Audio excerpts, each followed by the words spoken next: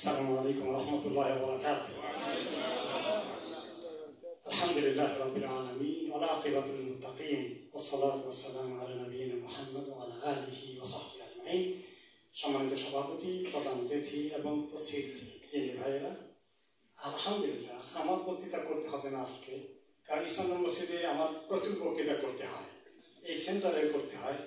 আমি শুধু এসেছি যে আমাদের মেহমানকে আমাদের সেন্টারে পেয়ে আমরা অত্যন্ত আবেগ আপ্লুত, আনন্দিত, খুশি। আমরা এখনই ওনার মুখের থেকে ভালো কথাগুলো শুনতে ইচ্ছুক। আমাকে এখানে ক্ষমা করে দেন। আমি অ্যাগেইন ওয়েলকাম করে আমি নিচে নেমে যাচ্ছি। আপনার কথা শোনার অপেক্ষায় থাকলাম। আসসালামু আলাইকুম ওয়া রাহমাতুল্লাহ। আজ আমরা বলতে পারি শেখুল আরব ওয়াল আজম হাকিম আখতার সাহেব রাহিমাহুল্লাহ তাআলা আনহুমের অন্যতম খলিফা হযরত শেখ হযরত মাওলানা আসগর হোসেন সাহেবের সভাপতিত্বে আজকে আমরা এই প্রোগ্রামটা শুরু করেছি। আলহামদুলিল্লাহ, মুহতারাম শেখ আমাদের সম্মুখে রয়েছেন এবং প্রধান অতিথির বক্তব্যের পরে তার নাসিহা শুনবো, দোয়া করবেন, দেন প্রোগ্রামের সমাপ্তি করবেন ইনশাআল্লাহ। এই জন্য প্রধান অতিথির বক্তব্য শুনে যেন আপনারা তাড়াহুড়া করে না যান, আমার পক্ষ থেকে, আমাদের এই কর্তৃপক্ষের পক্ষ থেকে বিনীতভাবে অনুরোধ করছি। সুধীবৃন্দ, হযরত উলামায়ে কেরাম এই মুহূর্তে আপনাদের সম্মুখে যে ব্যক্তিত্ব বক্তব্য নিয়ে আসবেন, সেই ব্যক্তিত্বের পরিচয় অনেক লম্বা। এই লম্বা পরিচয় যদি আমরা দিতে যাই, হয়তো আপনারা অনেকেই বিরক্ত হবেন। সেই জন্য আমি এত লম্বা পরিচয় না গিয়ে আজকের এই প্রধান মেহমান, বাংলাদেশ সরকারের বর্তমান ধর্ম বিষয়ক উপদেষ্টা, বিশিষ্ট আলেমে দ্বীন, গবেষক, লেখক, চিন্তাবিদ, প্রফেসর, ডক্টর, পিএইচডি তিনি করেছেন নবী মুহাম্মদ সাল্লাল্লাহু আলাইহি ওয়াসাল্লামের বিদায় হজের যে ভাষণটি ছিল, সেই ভাষণের উপরে তিনি কি করেছেন, পিএইচডি করেছেন। এবং নবী মুহাম্মদ সাল্লাল্লাহু আলাইহি ওয়াসাল্লাম, যেহেতু তিনি শেখ মাদানী বলেছেন যে এই বৈষম্যহীন সমাজ গড়ার জন্য নবী মুহাম্মদ সাল্লাল্লাহু আলাইহি ওয়াসাল্লামকে আল্লাহ রাব্বুল আলামিন এই দুনিয়াতে প্রেরণ করেছিলেন, এবং তার বিদায় হজের সেই বক্তব্য ছিল কিন্তু আপনার সেই লক্ষ্যে আমরা আমাদের প্রধান মেহমানকে আমরা ওয়েলকাম করছি স্টেজে ইনশাআল্লাহ তাআলা, ডক্টর মাওলানা আ.ফ.ম. খালিদ হোসেন, আবুল ফজল মোহাম্মদ খালিদ হোসেন।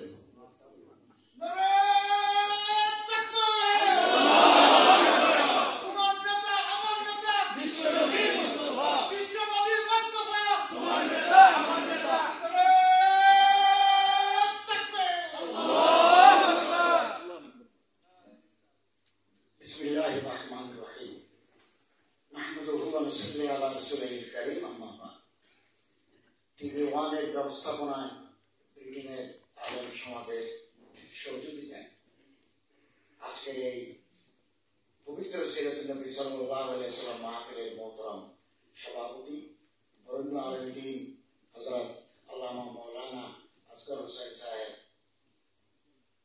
আসসালামু আলাইকুম, এবং এই মসজিদের, লন্ডন সেন্ট্রালের মসজিদের সম্মানিত খতিব হযরত আল্লামা মাওলানা আব্দুল কাইয়ুম সাহেব দামাত জালাল সপ্তাহীন, হযরত উলামায়ে কেরাম, সুধী মণ্ডলী, পর্দার আড়ালে মা ও বোনেরা, আল্লাহ তাআলার শুকরিয়া আদায় করি যে আজকের এই পবিত্র সিরাতুন নবী সাল্লাল্লাহু আলাইহি ওয়াসাল্লাম মাহফিলে হাজির হতে পারলাম। আল্লাহ তাআলা তৌফিক দিলেন, আলহামদুলিল্লাহ। আমি সিরাতুল উপর আলোচনা দেওয়ার আগে একটু ভূমিকা বলতে চাই। 8 আগস্ট জাতির এক চ্যালেঞ্জিং মুহূর্তে আমরা অন্তর্বর্তীকালীন সরকারের দায়িত্ব হাতে নিয়েছি, এবং আমাদের দেশে যখন শূন্যতা তৈরি হলো, প্রধানমন্ত্রী নাই, তখন মহামান্য রাষ্ট্রপতি সুপ্রিম কোর্টের কাছে রেফার করলেন যে কি করা যায়। যেহেতু সংবিধানে অন্তর্বর্তীকালীন সরকার বা তত্ত্বাবধায়ক সরকারের প্রভিশন নাই, রাখা হয় নাই, সুপ্রিম কোর্ট থেকে বলা হলো অন্তর্বর্তীকালীন সরকার প্রতিষ্ঠা করে দেশ চালাতে হবে। এরপর আমরা আবার মন্ত্রী পরিষদে এই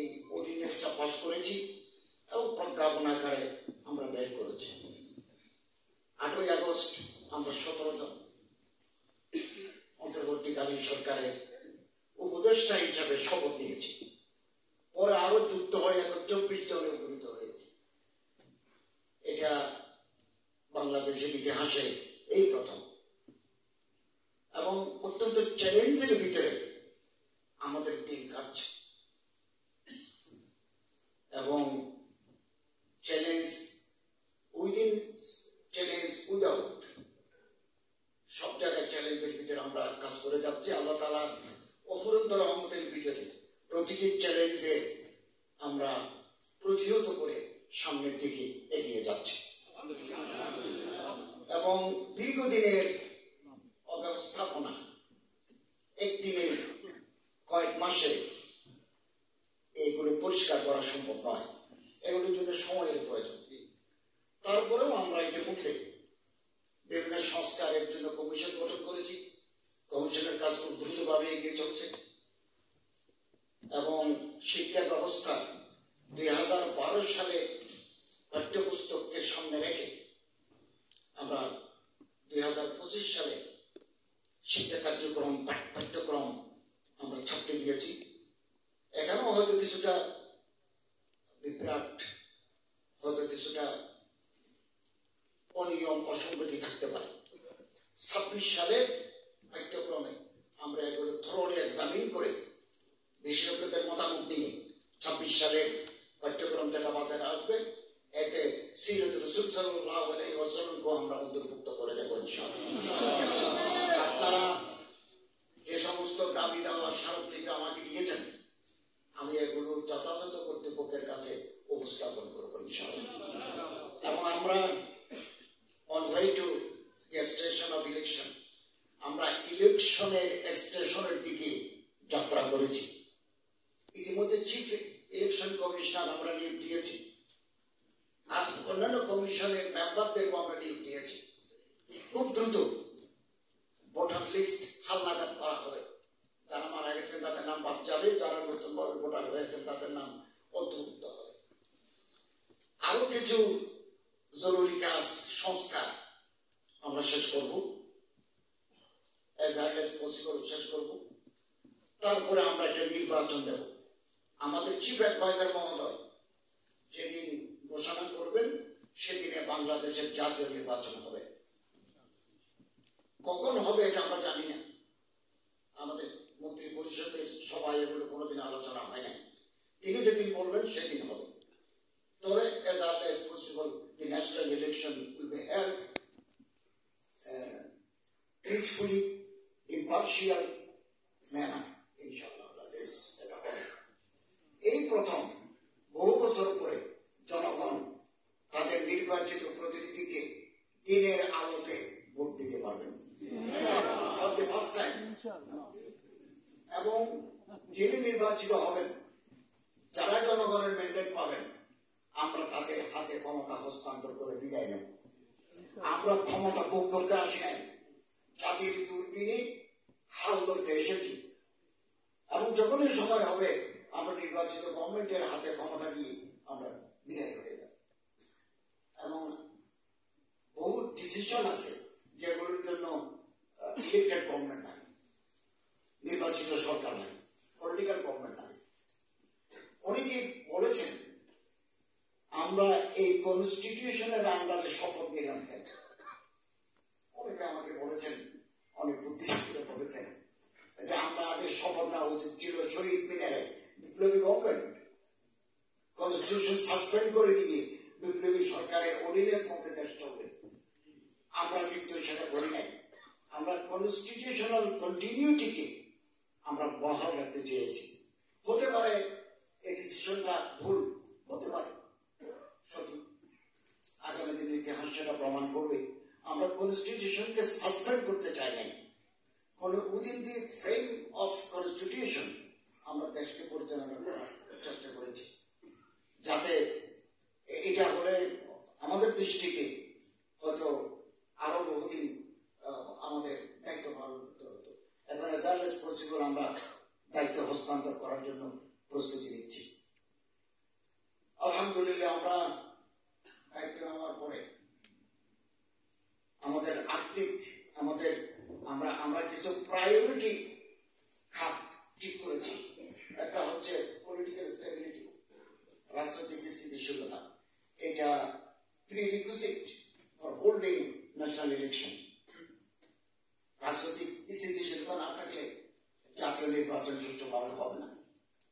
সাস্টেইনেবল ইকোনমিক গ্রোথ।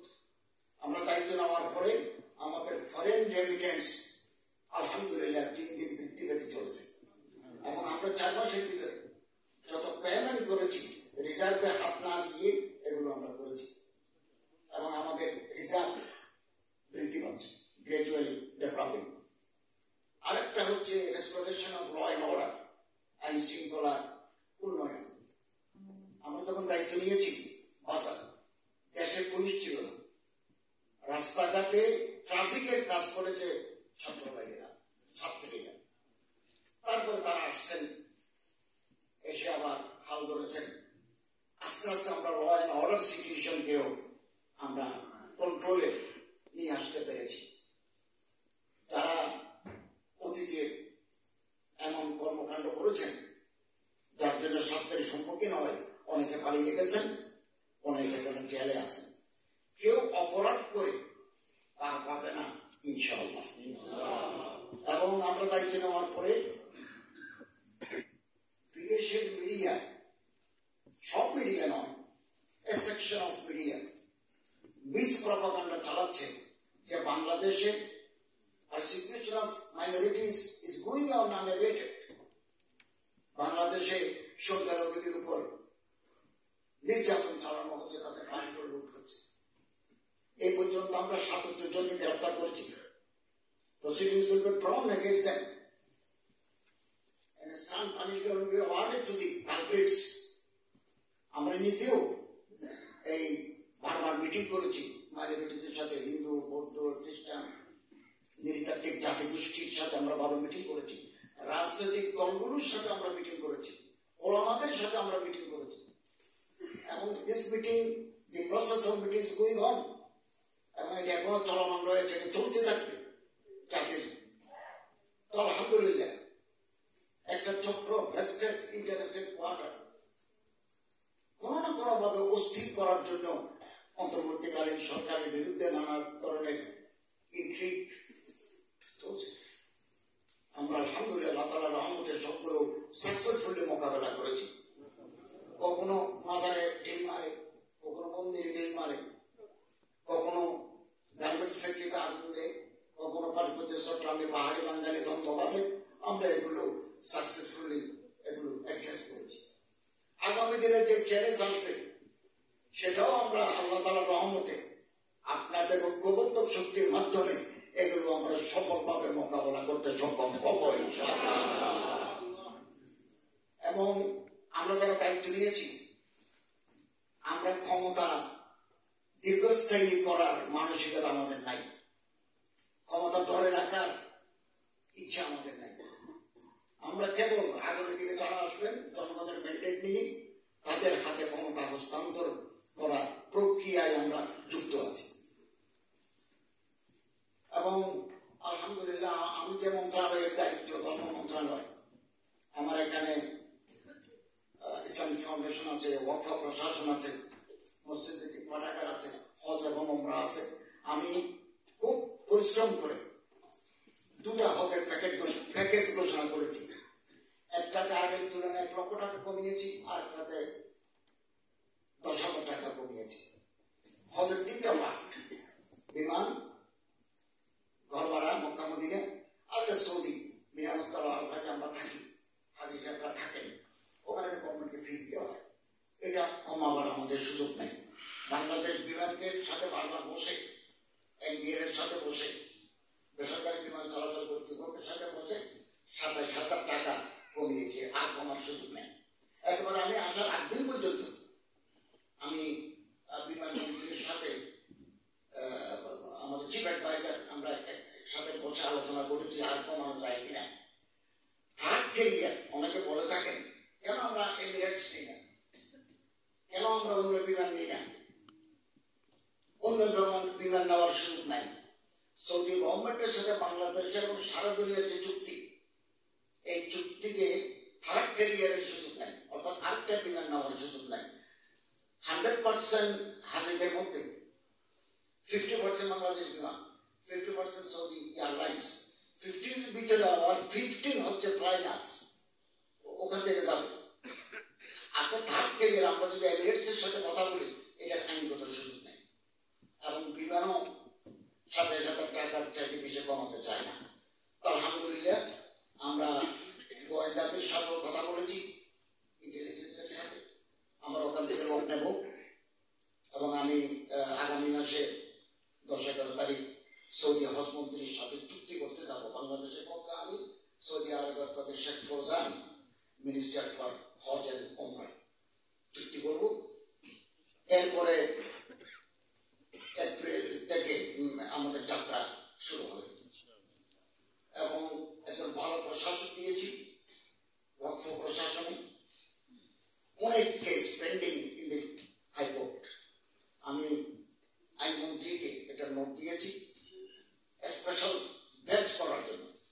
আমাদের মামলাগুলো একটা বেঞ্চ শুনবে, আশা করা যাচ্ছে 6 মাসের ভিতরে ওয়াকফ রিলেটেড যত মামলা হাইকোর্টে পেন্ডিং এগুলো নিষ্পত্তি হয়ে যাবে। তাহলে যাদের দখলে আছে, অন্যায়ভাবে যাদের দখলে আছে, এগুলো আমরা উদ্ধার করতে পারব।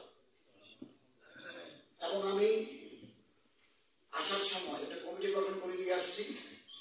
ইমাম মুয়াজ্জিন 3 লক্ষ 3.5 লক্ষ মসজিদ আছে, মসজিদের ইমামদের বেতন নাই। আমি নিজেও বহুদিন সরকারের দায়িত্বে নেওয়ার আগে ইমামতি করেছি, তো আমার অভিজ্ঞতা আছে। মসজিদের টাকা থাকলেও কর্তৃপক্ষ ইমাম সাহেবকে মুয়াজ্জিন সাহেবকে দিতে চান না। এটা একটা আমাদের ফেনোমেনা হয়ে গেছে, দিতে চান না। তো খুব কম মসজিদ আছে ইমাম। এমনও মসজিদ বাংলাদেশে আছে ইমাম সাহেব সারা জীবন ইমামতি করে অবসরে যাচ্ছেন, ওনাকে একটা 40 লক্ষ 30 লক্ষ টাকা দিয়ে একটা প্রাইভেট কার দিয়ে ওনারা দিয়ে দিয়েছেন, এমনও আছে। তো আমরা একটা 2015 সালের পে স্কেলকে সামনে রেখে ইমাম, মুয়াজ্জিন, খতিব এবং খাদেমদের জন্য 2015 সালের পে স্কেল অনুযায়ী একটা পে স্কেল আমরা রেডি করতেছি। এটা মন্ত্রী হিসাবে পাস করার পর আমরা গ্যাজেট হিসাবে এটা বের করব, ডিসিদেরকে দায়িত্ব দেব যাতে এটা ইমপ্লিমেন্ট করে। এটা আমরা করতে চাচ্ছি। আর মসজিদ ভিত্তিক শিশু শিক্ষা এটা আমাদের চলমান, দারুল হক মাদ্রাসাও চলমান আমরা করছি। এবং ইসলামিক ফাউন্ডেশন যে প্রেস, ওই প্রেসে আমরা আরো কয়েক কোটি টাকা খরচ করে আরো নতুন প্রেস সংযুক্ত করছি এবং নতুন বোর্ড অফ গভর্নর্স দিয়েছি যারা খুব ফাআল, খুব অ্যাক্টিভ, ডাইনামিক দিয়েছি। প্রথম মিটিং করে আসলাম, আগামী মাসে আরেকটা মিটিং দেবো। ইসলামিক ফাউন্ডেশন একজন ডিজিও খুঁজতেছি যিনি এই অচল অবস্থা নিরসন করে ইসলামিক ফাউন্ডেশনকে প্রাণবন্ত প্রতিষ্ঠানে পরিণত করতে পারেন, এটাও আমরা চেষ্টা করছি। এবং ইমাম মুয়াজ্জিনদের ফান্ডে আমাদের অনেক অর্থ আছে। যে সমস্ত ইমাম সাহেবান আইমায়ে মাসাজিদ আমাদের ইমাম ট্রেনিং গ্রহণ করবেন বাংলাদেশে, তাদেরকে আমরা খরচা হাসানা দিই। খরচা হাসানা আগে এমন ছিল কম, সচিব মহোদয় আজকে আমাদের জানিয়েছেন যে এমন বাড়িয়ে দিছে। এবং যারা ফ্যাটাল ডিজিজ আক্রান্ত, মারাত্মক রোগ ব্যাধিতে আক্রান্ত, তাদেরকে আমরা এককালীন টাকা দিই, এগুলো আমরা নিই না। আর খরচা হাসানার আদায় বাংলাদেশে 100। ব্যাংকে টাকা নিলে তো মানুষ টাকা জমা দিতে চায় না, ডিফল্টার হয়ে যায়। কিন্তু আমাদের থেকে যে ইমাম সাহেবরা যে টাকা নিয়েছেন খরচা হাসানা, সুদবিহীন ঋণ নিয়েছেন, এগুলো আদায়ের হার 100। তবে আলেম ওলামারা আল্লাহকে ভয় করেন বলে তারা এই টাকা ফেরত দিয়েছেন। এবং হাওড় এলাকায় মৌলভীবাজার, সিলেট, হবিগঞ্জ, সুনামগঞ্জ, কিশোরগঞ্জ, এই যে হাওড় এলাকায় 7টা জেলায় জীববৈচিত্র্য সংরক্ষণ এবং মানুষের জীবন মানের উন্নয়ন, অযথা কাঁকড়া নষ্ট না করে, অযথা গাছ না কাটা, এগুলোর উপর আমরা প্রশিক্ষণ দিয়েছি। আমাদের একটা প্রজেক্টও আছে, ওখানেও আমরা পারিশ্রমিক বাড়িয়েছি। তো আলহামদুলিল্লাহ আমি আমার মন্ত্রণালয় এবং আলহামদুলিল্লাহ আমি শিক্ষা উপদেষ্টা মহোদয়কে বলেছি দরা হাদিস পাস করা ছাত্রদেরকে, হাইয়াতুল উলিয়ার সনদ ইয়াফতা ছাত্রদেরকে ঢাকা বিশ্ববিদ্যালয়ের আরবিক ইসলামিক স্টাডিজ যে জায়গায় চাকরি করেন ওনাদেরকে সেই সুযোগ দেওয়ার জন্য গ্যাজেট করতে হবে। উনি সেটা রাজি হয়েছেন এবং আমি এখান থেকে যাওয়ার পরে একটা ডিউ লেটার দেব এটাকে এক্সিকিউট করার জন্য। তো আশা করছি আমরা দায়িত্বে থাকাকালীন সময়ের মধ্যে মাদ্রাসার ছাত্রদেরকে বিশ্ববিদ্যালয়ের ছাত্ররা যে সুযোগ পায় একাডেমিক ইসলামিক স্টাডিজ ওই ফেসিলিটি যেন তারা পায়।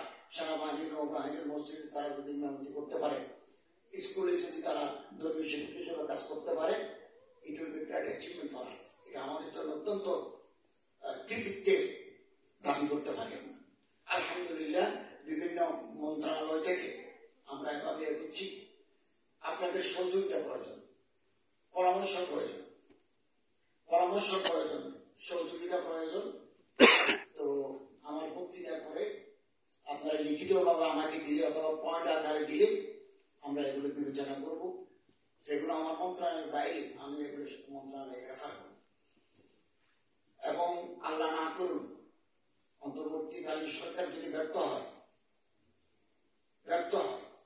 তাহলে আপনি নিশ্চিতভাবে জেনে রাখুন ঘোর অমানিসা অন্ধকার যুগ ফিরে আসবে।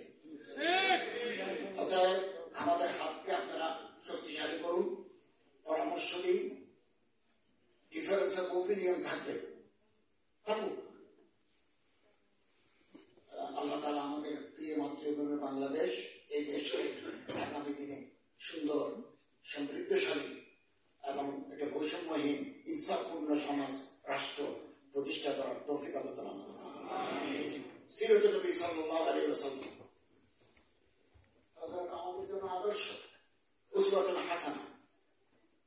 এবং হযরত সাল্লাল্লাহু আলাইহি ওয়াসাল্লাম কেবল আরবের নন, আগে যত নবী এসেছেন এগুলো আলাকাই রিজিওনাল প্রফেটস ছিলেন। হযরত আদম আলাইহিস সালাম এই এলাকায় এই অ্যাডামপিক্স শ্রীলঙ্কা, হযরত ইউসুফ আলাইহিস সালাম কানানে, মুসা আলাইহিস সালাম মিশরে, শুআয়ব আলাইহিস সালাম মাদাইনে, লূত আলাইহিস সালাম সদুমে, ইব্রাহিম আলাইহিস সালাম হেব্রনে, দাউদ আলাইহিস সালাম জেরুসালেমে। Regional prophets. আগে যত নবী এসেছেন আল্লাহ দায়িত্ব নিয়েছেন এশাআতি দ্বীনের প্রচার করে দিল। এখানে এই দেশে ইউরোপে ঈসা আলাইহিস সালামের দাওয়াত আসছে এশাআতি দ্বীন, সারা দুনিয়ায় গেছে এশাআতি দ্বীন। হযরত মুহাম্মদ সাল্লাল্লাহু আলাইহি ওয়াসাল্লামের দ্বীনের ব্যাপারে এশাআতি দ্বীন এবং হেফাজতের দ্বীন দুটোর জিম্মেদারি নিয়েছেন আল্লাহ, দুটোই নিয়েছেন। ইন্না নাহনু নাযালনা যিকরা ওয়া ইন্না লাহু লাহাফিজুন। এশাআতি দ্বীন ও হেফাজতের দ্বীন এবং কাফাতাল লিন্নাস বাশীরা ওয়া নাযীরা, সারা পৃথিবীর জন্য আল্লাহ রাসূল সাল্লাল্লাহু আলাইহি ওয়াসাল্লাম রাহমাতুল লিল আলামিন। হযরত এসে ঘোষণা করে দিলেন সারা পৃথিবীতে আগের জামানা এই জামানায় রেসিজম একাধিক প্রবলেম, বর্ণবৈষম্যবাদ প্রকট। লস অ্যাঞ্জেলেসে আমেরিকার ইতিহাসে বহুবার লস অ্যাঞ্জেলেসে কালো মানুষ ব্ল্যাক মানুষ বেশি, বহুবার দাঙ্গা হয়েছে, মার্কেটের পর মার্কেট জ্বালিয়ে ছাই হয়ে গেছে। আরো বিভিন্ন জায়গায় এটা হচ্ছে বর্ণ সাদা কালা। হযরত সাল্লাল্লাহু আলাইহি ওয়াসাল্লাম ১৩,০০০ বছর আগে বলছেন লা ফাদলা লি আরাবিয়্যিন আলাল আজমি ওয়ালা লি আজমিয়্যিন আলাল আরবি ওয়ালা লি আহমার আলাল আসওয়াদ ওয়ালা লি আসওয়াদ আলাল আহমার আলাল তাকওয়া। সাদার উপর কালো, কালোর উপর সাদা, আরবের উপর অনারবে, অনারের উপর আরবের আলাদা কোনো মর্যাদা নেই।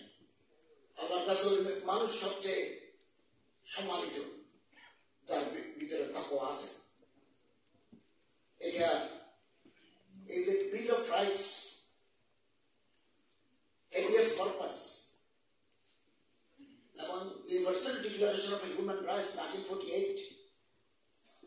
এগুলোর ১,৫০০ বছর আগে, ১৪০০ বছর আগে আল্লাহ রাসূল সাল্লাল্লাহু আলাইহি ওয়াসাল্লাম ডিক্লার দি ইউনিভার্সাল হিউম্যান রাইটস প্রথম ঘোষণা দিয়েছেন।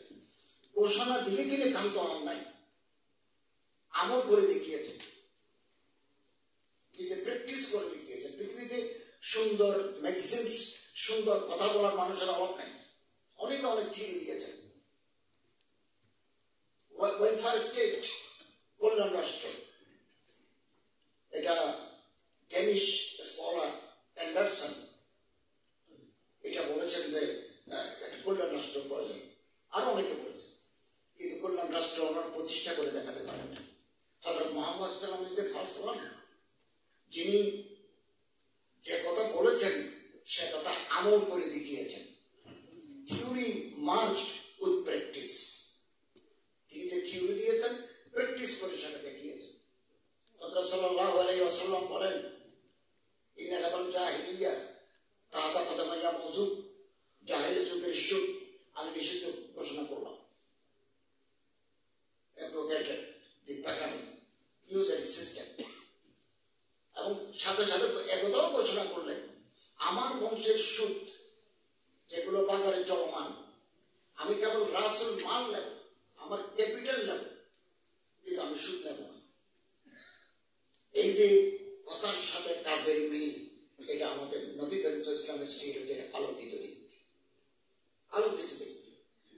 এবং এটা বৈষম্যহীন সমাজ। এই যে মৌলানা আব্দুর রহমান শেখ আব্দুর রহমান মাদানী সাহেব যে বললেন, হযরত বেলাল হাফসি, হযরত সালমান ফারসি, সোহাইব রুমি, ওনারা রাসূলের কাছে এসে এমন মর্যাদা পেয়েছেন যে অন্যান্য বড় বড় সাহাবায়ে কেরাম এর সাথে ওনাদের সম ক্যাটাগরি তিনি এসেছেন। হুজুর আকরাম সাল্লাল্লাহু আলাইহি ওয়াসাল্লামের এই দীক্ষা শিক্ষা সিরাতে রাসূল সাল্লাল্লাহু আলাইহি ওয়াসাল্লাম। এবং হুজুর আকরাম সাল্লাল্লাহু আলাইহি ওয়াসাল্লাম নারী জাতিকে সম্মানিত করেছেন। Roman empire, Persian empire, Indian, ancient India, মেয়ে লোকের নারী জাতির কোনো মর্যাদা ছিল না। এগুলো বৈদিক ভক্তি। নারীকে বলা হতো door of the help, organ of the lady, এবং সন্তান উৎপাদনের যন্ত্র হিসাবে মেয়েদেরকে ব্যবহার করা হতো। For the first time in the history of the world, our beloved Apostle of Allah, Hazrat Muhammad sallallahu alaihi wasallam, declared categorically, Al-Jannatu tahta aqdamil ummahat, মায়ের পায়ের তলায় বেহেশত। ইস্তাউসু বিন-নিসাই খায়রান, নারী জাতির সাথে সদ্ব্যবহার করো। তোমরা যে মানের কাপড় পরিধান করো তাদের সেই মানের কাপড় দাও। তোমরা যে মানের খাবার ভক্ষণ করো, গ্রহণ করো, সেই আন্দাজে সেই মানের খাবার তোমাদের স্ত্রীদেরকে দাও। হযরত আয়েশা রাদিয়াল্লাহু তাআলা আনহার সাথে কি ব্যবহার করেন, হযরত খাদিজার সাথে আল্লাহর রাসূলের যে দাম্পত্য জীবন, ইসলামের জিন্দেগি, কনজুগাল লাইফ, এটা তো আমাদের জন্য উজ্জ্বল আদর্শ, নারী জাতির জন্য উজ্জ্বল আদর্শ। হযরত সৈয়দ সুলাইমান নদভী, হাকিমুল উম্মাত হযরত তানি বিন জালাল কদর খলিফা, এটা কিতাব লিখেছেন সিরাতে আয়েশা, সিরাতে আয়েশা উর্দুতে। আমি এটা সম্পাদনা করেছি বাংলা, ঢাকাতে আছে, বাংলা বাজারে আছে। হযরত আয়েশার পবিত্র জীবন আমরা ওখানে পাই। নারী জাতিকে আমাদের এই আধুনিক সমাজেও আমরা কিছু মূর্খ আছি। আমাদের ঘরে যদি প্রথম, দ্বিতীয়, তৃতীয়, চতুর্থ যদি মেয়ে হয়, আমাদের চেহারা কালো হয়ে যায়। আমরা কমফোর্ট ফিল করি, ফেসবুকে লিখি না বাবা হলাম, ছেলে হলে আজকে দ্বিতীয় ছেলে বাবা হলাম। এখন তো আমরা কেউ লিখি না আজকে চতুর্থ মেয়ে বাবা হলাম, এই জাতীয় আমরা লিখি না। কারণ আমরা মনে করি মেয়ে হলে তার শিক্ষা, দীক্ষা, বিদ্যার সাথে ওভার বার্ডেন, আমরা এটা মনে করি। হযরত সাল্লাল্লাহু আলাইহি ওয়াসাল্লাম বলেন, মান আলা সালাসা বানাতিন আও আখওয়াতিন আও ইবতাইনি আও উখতাইনি আও আম্মাতাইনি আও খালাতাইনি, তিনটা মেয়ে অথবা তিনটা বোন, অথবা দুইটা মেয়ে অথবা দুইটা বোন, অথবা দুইটা ফুফু অথবা দুইটা খালা, যারা লালন পালন করলো, কাপড় চোপড় দিল, মাথা বাইল, বড় করলো, আতামা হুন্না লেখাপড়া শিখাইল, জাফাজা হুন্না তাদের বিয়ে দিল, ও হাসান ইলাইহিন্না তাদের সাথে গুড রিলেশনস, অসুস্থ হলে হাসপাতালে নিয়ে গেল, মারা গেলে কবরে দিয়ে আসলাম, ও হাসান ইলাইহিন্না। হযরত বলেন ফালাহুল জান্নাহ, বেহেশত তার জন্য গ্যারান্টি। আজকের এই অনুষ্ঠানে অনেকেই আছেন তাদের তিনটা মেয়ে আছে, আমারও তিনটা মেয়ে আছে। এবং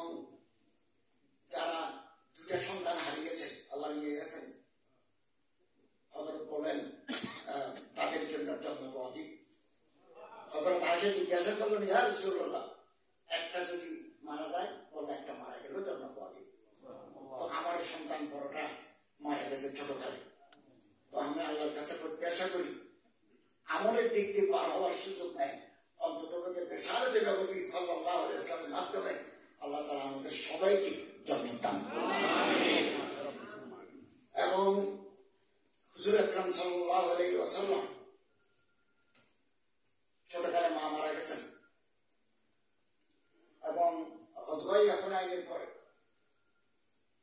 হজবাই হুনাইন তাইফের কাছে, তো সাহাবায়ে কেরাম মুসলিম সৈন্যরা একটা মেয়েকে হাত বাঁধতেছেন, সিনিয়া বললো যে তোমরা আমার হাত বাঁধো না, আমি তোমাদের নবীর বোন। সাহাবায়ে কেরাম বললেন নবীর বোন তাহলে কুফফারদের মাঝে কেন? বলো তোমরা আমাকে ধরে নিয়ে যাও, কিন্তু আমার হাতে রশি দিও না, হ্যান্ডকাপ দিও না। তো নিয়ে গেছে। সাহাবায়ে কেরাম বলতেছেন ইয়া রাসূলুল্লাহ, এ তো আপনার বোন দাবি করতেছে। সৈয়দ আবুল হাসান আলী নদভী নবী রহমত কিতাবে লিখেছেন, তো বললেন যে আমি হালিমাতুস সাদিয়ার নাই, এবং আপনি যখন আমার ঘরে থাকতেন আমি আপনাকে কোলে নিয়ে আদর করতাম। তো একবার আপনাকে কোলে নিয়ে আপনাকে আদর করছি, আপনি আমার পিঠে কামড় দিয়েছেন, জিসকে নিশানি আপনি মজুদ হ্যাঁ, যার চিহ্ন আমার পিঠে এখনো আছে, আপনি চাইলে আমি দেখাবো। হযরত কানের রুমাল খুলে দিয়ে ওনাকে বসতে বললেন এবং বললেন কি আখলাকুল নবী সাল্লাল্লাহু আলাইহি ওয়াসাল্লাম, তুমি যদি আমার সাথে মদিনা যাও বোনের মর্যাদা দিয়ে আমি তোমারে রাখবো, দুধ বোন। আর যদি তুমি তোমার গোষ্ঠীর কাছে ফেরত যেতে চাও আমি সম্মানজনকভাবে তোমার ফেরত দেবো। সীমা বিনতে হালিমা আস-সাদিয়া বললেন আমি আমার গোষ্ঠীর কাছে ফেরত যাব। তো হযরত কয়েকটা ছাগল কিছু গরিমতের মাল দিয়ে ওনাকে বিদায় করে দিলেন। এই যে আখলাকে নববী, এগুলো আমাদের জন্য আদর্শ। আপনারা ইউকেতে আছেন, ব্রিটেনে আছেন, ওলামায়ে কেরাম বহুমুখী খিদমত করে যাচ্ছেন। আমি এই কয়েকদিনের ভিতরে একটু আন্দাজা করলাম, বহুমুখী খিদমত আপনারা আঞ্জাম দিয়ে যাচ্ছেন। আর স্কলার যারা আছেন, সলিসিটর যারা আছেন, তারাও খিদমত করে যাচ্ছেন। অতএব একটা multi faith country, pluralistic society, plural society. এখানে নবীর আদর্শ আমরা প্রচার করব, ডিসেমিনেট করব কোরআনের আবেদন। এখানে বসে মানুষের যে খিদমত আমরা অবাক হয়ে যাচ্ছি। আজকে সকালে এক মানুষ আমার সাথে দেখা করতে গেছেন, ওনার লিখিত এতগুলো বই দিচ্ছেন না, এক একটা বই এত। বার্মিংহামে অক্সফোর্ডে প্রফেসর ডক্টর আকরাম নদভীর ওখানে গেলাম, উনি আমারে 48 খণ্ড যিনি ব্রিটেনে বসে লিখেছেন আল ওয়াফা বি আহওয়ালিন নিসা, এটা 2 জন লাগে বহন করতে। আর 8 খণ্ড দিয়েছেন, এগুলো হচ্ছে মেয়ে মুহাদ্দিসাতের জীবনী, হযরত খুদিজা থেকে হযরত আয়েশা থেকে আজ পর্যন্ত পৃথিবীর যেখানে যেখানে মহিলা মুহাদ্দিস তাদের জীবনী 48 খণ্ড। তিনি মনে লিখতে চাইলে আর 48 খণ্ড লিখতে পারেন। এবং মুসলিম শরীফের সরা লিখেছেন, এটা এখন সৌদি আরব থেকে ছাপা হচ্ছে আরবি। উনি আমারে দিচ্ছেন, এটা বহন করতে 2 জন লাগে, করতে 5 বছর লাগবে। বাবা 61 বছর বয়স করতে। ব্রিটেন এখানে স্বাধীনতা আছে, লেখার স্বাধীনতা আছে, কথা বলার স্বাধীনতা আছে, রুচি রোজগারের স্বাধীনতা আছে।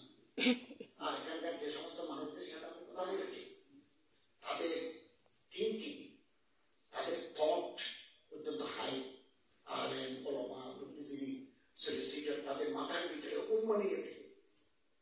আজকালও বসেছি, কালকেও বসেছি, স্কলারদের নিয়ে প্রত্যেকের ভিতরে নিজের দেশ সম্পর্কে একটা দেশপ্রেম বোধ আমি লক্ষ্য করেছি, এবং উন্মত নিয়ে ফিকির করেন এখানে আলহামদুলিল্লাহ। এবং তিনি ডক্টর আকরাম নদভী বললেন আমি কোরআনের তাফসীর করব, প্রথমে ইংরেজিতে, এরপরে আরবিতে, এরপরে উর্দুতে। এবং আমি যে ওনার সাথে দেখা করেছি, ফেসবুকে একটা স্ট্যাটাস দিয়েছেন, এটা সৌদি আরব থেকে আমার কাছে পাঠিয়েছে, ওনার আইডির সাথে আমি পরিচিত। আলহামদুলিল্লাহ ডক্টর ফারহান সাথে দেখা হয়েছে, Oxford centre for Islamic centre কিছু বই হাতিয়ে দিয়েছেন, খুব ফ্রুটফুল আলোচনা করেছি। আমার এই ব্রিটেন সফর অত্যন্ত ফলদায়ক এবং আমার জীবনে একটা মাইলস্টোন হয়ে থাকবে। এই যে TV1-এর 3টা অনুষ্ঠানে আমি অংশ নিলাম, ইট ইজ দ্য লাস্ট। এরপরে বার্মিংহামে জয়েন্ট স্পন্সরশিপে এটা করেছি, সিরাতুন নবী। তারপরে এই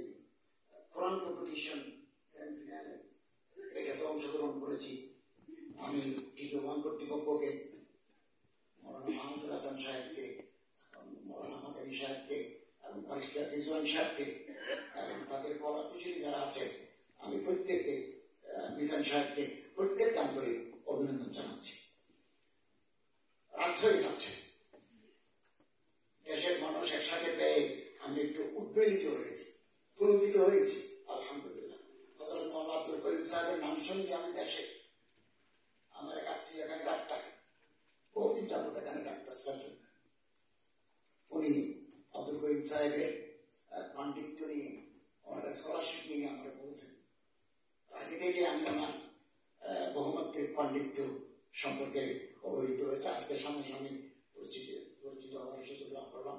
অনেকের সাথে আমার ফেসবুকে যোগাযোগ আছে, দেখার সুযোগ হয় না। এই সফরে এসে আমি তাদের সাথে নতুন করে পরিচিত হওয়ার সুযোগ লাভ করলাম।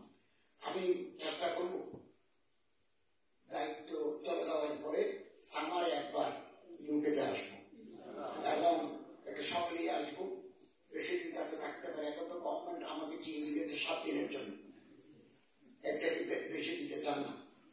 আর এখন ফরেন ট্যুর রেস্ট্রিকশন দিয়েছে উপদেষ্টাদের জন্য, সচিবদের জন্য।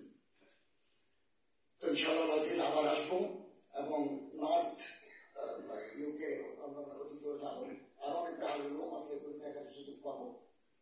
তো আলহামদুলিল্লাহ আমরা সবাই সিরাতুন নবী সাল্লাল্লাহু আলাইহি ওয়াসাল্লামকে অনুসরণ করবো, ডিসিমিনেট করবো, নিজেরা পালন করবো, ডিসিমিনেট করবো এবং এই সমাজকে আমরা আলোকিত করবো।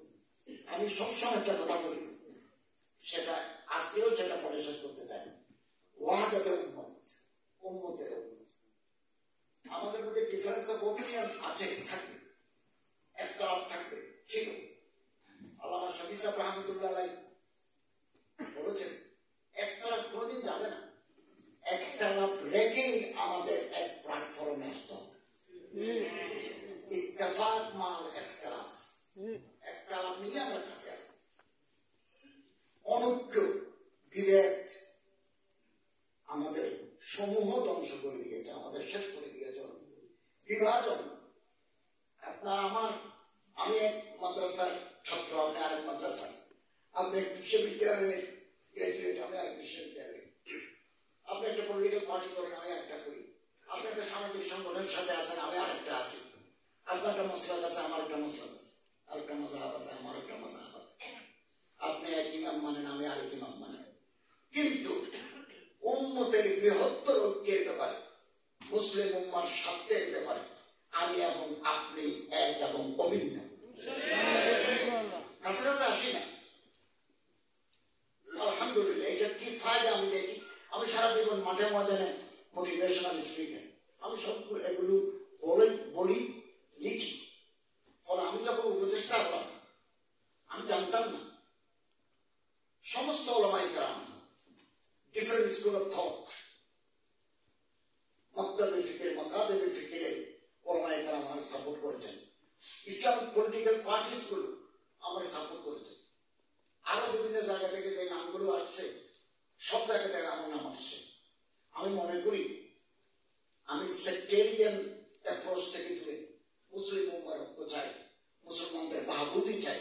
থাক না, আমার দল থাক, আমার দল থাকবে, আমার সংগঠন থাকবে, কিন্তু উম্মতের বৃহত্তর কল্যাণের চিন্তা আমাদেরকে জাগ্রত করতে হবে।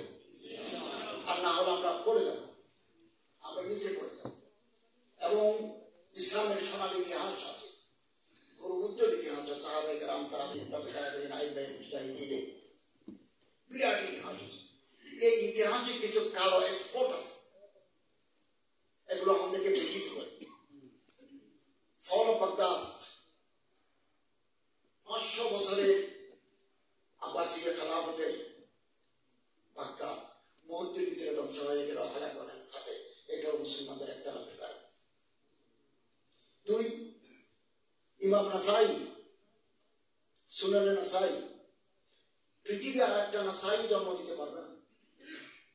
ইমাম নাসাইকে দামেস্কের উমাইয়া মসজিদে পিটিয়ে হত্যা করলো মুসলমানের আরেকটা দল, যারা একসাথে নামাজ পড়েছে কিছু করায়। বিভিন্ন রাওয়াত আছে তিনি কোথায় মারা গেছেন, কেউ বলছেন তাৎক্ষণিকভাবে মারা গেছেন, কেউ বলেন ওয়েটু মক্কা রাস্তায় মারা গেছেন। আমরা ইমাম নাসাইকে হারিয়েছি। ইবনে জরির তাবারি কিতাবুল উমম ওয়াল মুলুক এবং উম্মুত তাফাসিরের লেখক ইবনে জরির তাবারি, তারা মানুষ থাকতে পারে, তিনি শাফিঈ মাযহাব ছিলেন। তো কিছু তফাৎ কারণে, একতরফের কারণে তিনি আরেক আরেকটা মাযহাব চালু করলেন, এটা জরিরিয়া। ওনার জামানায় জরিরিয়া মাযহাবের অনুসারীরা ছিল। উনি যখন মারা গেলেন, এই আমাদের লোকেরা ওনার মুসলমানদের কবরে দাফন করতে দেয় না। What is shame, what is shame, কি লজ্জা! তো ওনাকে দাফন করতে হলো ওনার ঘরে উঠলেন। আজকে পৃথিবীবাসীর কাঁদা উচিত, ইমাম ইবনে জারির তাবারিকে আমরা মুসলমানদের কবরে দাফন করতে দিই না। ঠিক আছে, আমরা যখন একদল দুই দলে বিভক্ত হই, তখন একদল আরেক দলকে না হোক বলি, প্রান্তিক পর্যায়ে পৌঁছে যায়। এগুলো বাংলাদেশ সহ গোটা দুনিয়ায় চলছে। এবং আমাদেরকে আলাদা আলাদা করে রাখার জন্য একটা কার্যক্রম বহুদিন আগে থেকে চলছে, এখন একটা চলমান আছে। অতএব to thwart the every designs of the adversaries, we must unite under the banner of Siratul Nabi sallallahu alaihi wasallam. সমস্ত তৎপরতা অপতৎপরতা ব্যর্থ করে দেওয়ার জন্য আমাদেরকে সিরাতুন নবী ঠান্ডা করে ঐক্যবদ্ধভাবে আমাদের এগিয়ে আসতে হবে। এবং আপনারা এটা গোটা পৃথিবী শাসন করেছে এমন একটা দেশ, যেটা ইউকে, ইংল্যান্ড, ব্রিটেন, এখানে আছেন বিভিন্ন খেদমত আপনারা করে যাচ্ছেন। এর মধ্যে থেকে আপনাদের ভিতরে আছে, আমি এটা অবাক করেছি। যাদের সাথে কথা বলেছি তারা আমার দেশ নিয়ে, মুসলিম উম্মাহ নিয়ে, ইউরোপের বিভিন্ন জায়গায় বিভিন্ন দেশ নিয়ে তারা ভাবছেন, চিন্তা করছেন ইন্টেলেকচুয়াল ডেভেলপমেন্ট কিভাবে করা যায়, এবং প্রচারণা চালাচ্ছে এক শ্রেণীর মিডিয়া যে বাংলাদেশে মাইনরিটি পারসিকিউশন চলছে। একথা সত্য নয়। ভয়েস অফ আমেরিকা একটা জরিপ চালিয়েছে, 64% মানুষ জরিপে বলেছে এখনকার এই সময়ে সংখ্যালঘু সম্প্রদায় যেভাবে শান্তির শক্তিতে আছে, অতীতে ছিল না। আমরা এটা নিশ্চিত করেছি মাইনরিটিসরা যাতে তাদের ধর্ম কর্ম পালন করতে পারে, ব্যবসা বাণিজ্য করতে পারে, পরীক্ষা দিতে পারে, বিসিএস যোগ দিতে পারে, সমস্ত ডোরস আর ওপেন। আমার জন্য যেমন খোলা, তাদের জন্য খোলা। তারপরেও এটা একটা, আমার সাথে মার্কিন যুক্তরাষ্ট্রের চার্জ দ্য অ্যাফেয়ার্সের সাথে বৈঠক হয়েছে, এবং ব্রাজিল, ডেনমার্কে রাষ্ট্রপতি হিসেবে আমরা বৈঠক হয়েছে। তারা বারবার concern about the persecution of the minorities, আমি তাদের একটা বিশ্লেষণ করেছি। এবং আমার মন্ত্রণালয়ের অধীনে কেন্দ্রীয় কল্যাণ ট্রাস্ট আছে, যেহেতু আমি ধর্মমন্ত্রী, বৌদ্ধ কল্যাণ ট্রাস্ট আছে, খ্রিস্টান কল্যাণ ট্রাস্ট আছে, ইমাম মসজিদ কল্যাণ ট্রাস্ট আছে। দুর্গাপূজার সময় আগে গভর্নমেন্ট 2 কোটি টাকা দিত, এবার আমাদের গভর্নমেন্ট 4 কোটি টাকা দিচ্ছে। এবং we have disbursed the amount through Deputy Commissioners of Bangladesh, বাংলাদেশের ডিসিকের মাধ্যমে আমরা এগুলো বিভিন্ন জায়গায় পৌঁছে দিয়েছি। বৌদ্ধদের পূর্ণিমা, বৌদ্ধ পূর্ণিমা, প্রবারণা পূর্ণিমা তো বরাদ্দ দিয়েছে 25শে ডিসেম্বর, ক্রিসমাস ডে, ওখানেও বরাদ্দ থাকবে। এবং আমি ধর্মমন্ত্রী হিসেবে, ধর্ম উপদেষ্টা হিসেবে প্রেসিডেন্টের পাশে দাঁড়াই, ওই নানা ধর্মের মানুষদের ভিতরে আমরা শুভেচ্ছা জানাই। 16 তারিখও জানাবো, আর 25শে ডিসেম্বর আমরা জানাবো। এইরকম সাম্প্রদায়িক সম্প্রীতির দেশ পৃথিবীতে খুব কম আছে। মাইনরিটি প্রবলেম নাই কোথায়? মিয়ানমারে মাইনরিটি প্রবলেম আছে। মাইনরিটি প্রবলেম কোথায় নেই?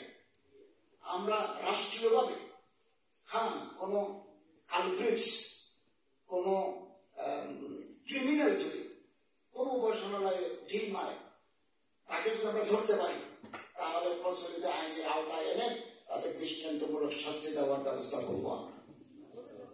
এবং আমাদের এগুলোর জন্য গোয়েন্দাদের একটা রিপোর্ট আছে, আমাদেরকে দিয়েছে কোথায় কোথায় হামলা হয়েছে, কারা কারা করেছে।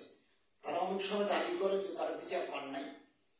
কি কি বিচার হয়েছে এগুলো ডকুমেন্টেশন আমাদের হাতে আছে, প্রচারণা চলছে। ইনশাআল্লাহ এই প্রচারণাও আগামী দিনে মিথ্যা প্রতিপন্ন হবে। একজন এই বাংলাদেশে আমি গতকাল সকালে দেখলাম, ধান খেতে ধান কাটার পরে এগুলো স্তূপ করে রেখেছে, 10টা